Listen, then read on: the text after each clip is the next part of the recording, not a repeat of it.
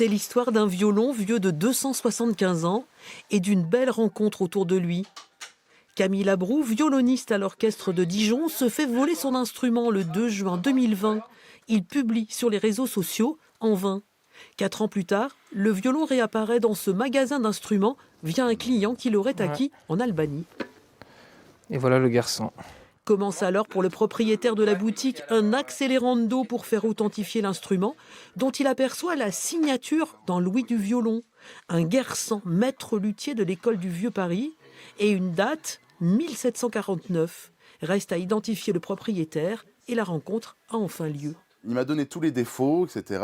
Il m'a même expliqué les défauts qu'il y avait à l'arrière, etc. Donc c'était quasi sûr, je savais que c'était lui. Et il l'a prouvé en plus en disant, c'est ça, son épouse qui a dit, mais je crois que tu avais ton coupe-ongle à l'arrière. Et on a ouvert et il y avait le coupe-ongle, ce qui du coup donnait la preuve que c'était bien le sien.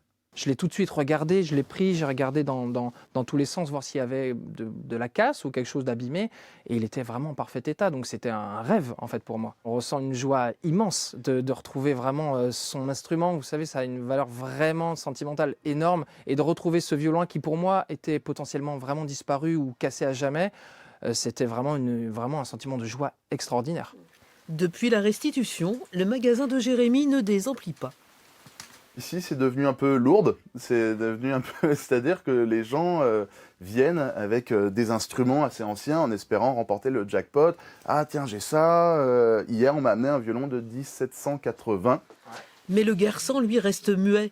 Quelques cordes rouillées que Camille ne peut changer, car le violon qui lui a été remboursé appartient désormais à l'assurance. Dans un idéal, j'aimerais le récupérer. J'aimerais évidemment pouvoir le jouer, qu'on me le laisse. Après, comme je ne connais pas les procédures, je suis un petit peu dans l'attente. Le plus beau, ce serait que je puisse continuer à le jouer, au moins sous forme de mécénat musical, parce qu'il a une grande valeur sentimentale pour moi, ce violon. Enfin, il fait partie de mon histoire. C'est la belle histoire d'un violon retrouvé et d'un petit magasin passeur d'instruments sans lequel rien n'aurait été possible.